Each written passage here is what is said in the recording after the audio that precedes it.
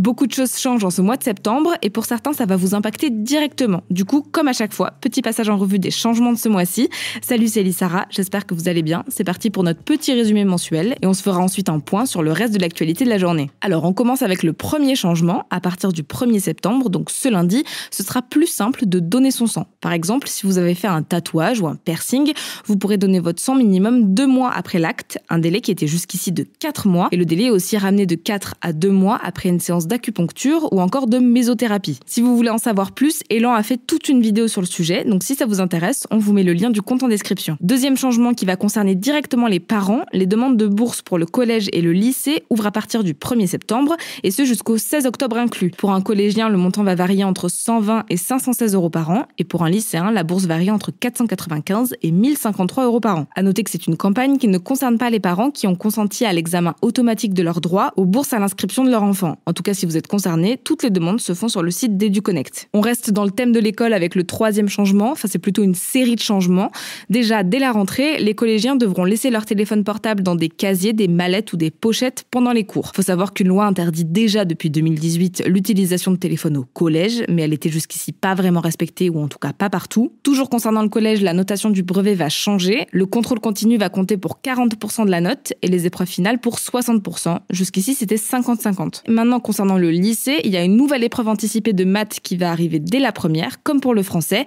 La première session est prévue en juin 2026 pour le bac de 2027. L'épreuve va durer 2 heures avec un coefficient de 2 et ceux qui gardent la spécialité maths en terminale auront une deuxième épreuve l'année suivante. Aussi, le coefficient de l'épreuve de grand oral passé en terminale va passer de 10 à 8 à partir de la session 2027 du bac. Pour la filière technologique, ce coefficient passe de 14 à 12. Un autre changement important pour les lycéens, les élèves qui ont moins de 9,5 sur 20 au bac après les rattrapages ne pourront plus bénéficier de points du jury qui leur permettaient d'obtenir leur diplôme. Autre changement autour de l'école, il y a des formations à l'intelligence artificielle qui seront proposées à tous les collégiens et lycéens et qui seront obligatoires pour les élèves de 4e, de seconde et de première année de CAP dès cette année. Concrètement, c'est des modules pour, je cite, sensibiliser aux bonnes pratiques et aux limites de l'IA. Les profs seront eux aussi formés sur ce sujet et une IA sera mise à leur disposition dans les prochains mois. Il y a aussi un nouveau programme d'éducation à la vie affective et relationnelle et à la sexualité qui va entrer en vigueur dès cette année. Ce seront 3 séances par an qui seront obligatoires de la maternelle jusqu'à la terminale. Pour les élèves de maternelle et d'élémentaire, ça concernera que l'éducation à la vie affective et relationnelle et l'éducation à la sexualité, ce sera à partir du collège. Et enfin, dernier changement lié à l'école, les mises à jour des ENT seront suspendues après 20 heures et le week-end. Les ENT, c'est comme Pronote, ce sont des espaces dans lesquels les élèves peuvent notamment retrouver leurs emplois du temps et leurs devoirs. Le but de cette règle, c'est de lutter contre l'abus d'écran. 4e changement à partir de ce 1er septembre, le dépistage néonatal, qui permet de dépister des maladies invisibles sur des nouveau-nés en France, va être élargi à 3 nouvelles maladies. La première, ce sont les déficits immunitaires combinés sévères, ce qui provoque le dysfonctionnement de certaines cellules du système immunitaire qui sont censées protéger l'organisme des microbes et des maladies. La deuxième maladie, c'est l'amyotrophie spinale infantile, une maladie neuromusculaire génétique rare. Et la troisième, c'est le déficit VLCAD, un trouble qui empêche le corps de convertir certaines graisses en énergie. Ça fait donc au total 16 maladies dépistées contre 13 auparavant. À noter que le dépistage n'est pas obligatoire, il sera juste proposé systématiquement aux parents, mais ils peuvent refuser s'ils le souhaitent. 5e changement, un nouveau formulaire pour les arrêts de travail, qui était déjà obligatoire depuis le 1er juillet, sera désormais le seul valable à partir du 1er septembre. Ce formulaire présente des particularités, il est composé notamment d'un papier spécial avec une étiquette holographique ou encore une encre magnétique pour éviter les faux arrêts maladie. Selon l'État, l'ancien formulaire facilitait la fraude à grande échelle, ce qui a d'ailleurs représenté un préjudice financier de plus de 30 millions d'euros en 2024 contre 8 millions en 2023 selon l'assurance maladie. Le 6e changement, il concerne la retraite progressive. C'est un dispositif qui permet à une personne proche de l'âge légal de départ à la retraite de réduire son temps de travail entre 40 et 80% d'un temps plein tout en percevant une partie de sa pension. C'est un système qui permet de continuer à accumuler des droits à la retraite tout en étant en quelque sorte en semi-retraite. Jusqu'ici, l'âge minimum légal pour bénéficier de cette retraite progressive, il était de 62 ans. Dès septembre, ce sera 60 ans. C'est une mesure qui est issue de plusieurs accords signés à l'automne 2024 entre les syndicats. Par exemple, un salarié qui travaille à 60% peut toucher 40% de sa pension de retraite à condition d'avoir cotisé au moins 150 trimestres. On va pas rentrer dans tous les détails, mais si vous êtes concerné ou que ça vous intéresse, on vous met des liens en description pour en savoir plus. 7e changement, c'est un changement qui concerne surtout les couples mariés ou pacsés qui ont choisi de bénéficier de l'imposition commune.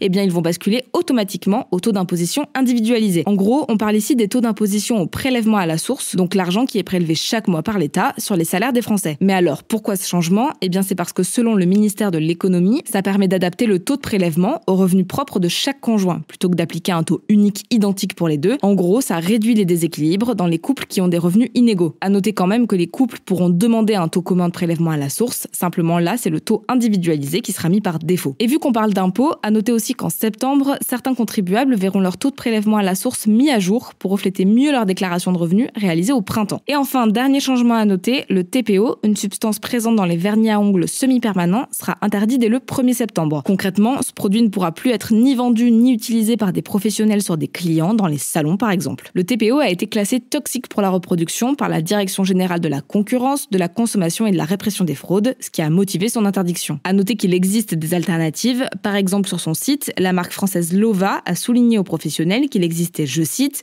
des alternatives au TPO qui sont tout à fait légales et qui peuvent continuer à être utilisées après le 1er septembre 2025. Voilà pour les changements à partir de ce lundi. Je vous laisse avec Brice pour le reste de l'actualité. Merci Elisara et bonjour à tous. On commence avec cette actu. La Global Soumoud Flotilla, une flottille d'une dizaine de bateaux chargés d'aide humanitaire pour la population de Gaza, prendra la mer ce dimanche. Ces dizaines de navires vont partir de plusieurs ports méditerranéens avant de se retrouver en mer pour rejoindre les côtes de Gaza. L'action est présentée par son organisateur comme, je cite, la plus grande tentative jamais réalisée pour briser le blocus israélien illégal à Gaza. La Global Soumoud Flotilla est une organisation qui réunit plusieurs mouvements humanitaires civils qui se décrit comme indépendante et n'étant affiliée à aucun gouvernement ou parti politique. Plusieurs personnalités devraient se trouver sur ces bateaux, comme l'actrice américaine Susan Sarandon ou la militante suédoise Greta Thunberg. Pour rappel, d'autres navires humanitaires comme le Madlin ou le Handala ont tenté de rejoindre Gaza ces derniers mois, mais ont été interceptés par les autorités israéliennes avant d'atteindre le territoire palestinien. À noter que l'opération a lieu alors que l'armée israélienne a déclaré ce vendredi que la ville de Gaza était désormais une zone de combat dangereuse et a annulé la mise en place d'une pause tactique, c'est-à-dire une pause dans l'offensive israélienne qui permettait depuis juin l'acheminement d'aide humanitaire en journée dans certaines zones. Deuxième actu, au moins 3 personnes sont mortes ce vendredi dans les bâtiments du conseil provincial et local de Makassar, à l'est de l'Indonésie, un pays d'Asie du Sud-Est. Il s'agit de 2 employés du conseil local de la ville et d'un fonctionnaire coincé dans un incendie de ses locaux provoqué par des manifestants. Alors pour comprendre, il faut revenir à ce jeudi. Des premiers affrontements entre manifestants et policiers ont éclaté à Jakarta, la capitale du pays, alors que des citoyens protestaient notamment contre des avantages dont bénéficient les députés. Parmi les avantages critiqués, une allocation mensuelle de logement accordée aux députés qui s'élève à près de 10 fois le salaire minimum à Jakarta. Ce jeudi donc, Afan Kurniawan, un chauffeur de taxi-moto, a été tué pendant ces manifestations. Plusieurs vidéos datant de ce jeudi montrent un véhicule des forces de l'ordre le percuter violemment avant de tenter de sortir de la foule. Les policiers ont aussi tiré des gaz lacrymogènes pour repousser des centaines de manifestants. Et on finit avec cette actu. La haute commissaire à l'enfance, Sarah El Haïry, a saisi ce mercredi l'Arcom, qui régule les secteurs audiovisuels et numériques en France, concernant Bounty, un site de chat en ligne. En fait, le problème, c'est que Bounty remplace dans son fonctionnement un autre site nommé Coco. Son nom, qui fait référence à la barre chocolatée à la noix de coco, fait aussi un lien avec Coco. Entre 2018 et 2024, des adolescents avaient été victimes de chantage et pris au piège dans des réseaux de prostitution sur Coco, selon Sarah El Haïry. Plusieurs cas de pédocriminalité et proxénétisme, de préparation de guet-apens homophobes, voire d'homicide ou de vente de stupéfiants ont été identifiés sur Coco. Le site avait notamment été utilisé par Dominique Pellico pour trouver des hommes dans le but de prostituer et violer Gisèle Pellico, droguée à son insu. Si vous voulez en savoir plus, on vous en parlait il y a quelques mois dans cette vidéo. Le site Coco avait été fermé en juin 2024, jusqu'à ce qu'il réapparaisse donc sous le nom Bounty. L'ancienne ministre Sarah El Haïry a aussi effectué un signalement à la plateforme Pharos, qui permet de signaler les contenus illicites en ligne et informer les ministères de la Justice et de l'Intérieur concernant l'existence de Bounty. Le propriétaire de Bounty a affirmé aux Parisiens ce vendredi vouloir collaborer à 100% avec la justice et que, je cite, « à aucun moment nous ne voulions recréer un Coco avec ses dérives ». Merci Brice et merci à vous de suivre ce format le samedi. L'actualité continue le week-end et sur nos comptes Insta et TikTok. L'équipe revient sur YouTube dès lundi. Courage à celles et ceux qui font leur rentrée. Prenez soin de vous, prenez soin de vos proches et je vous dis à samedi prochain.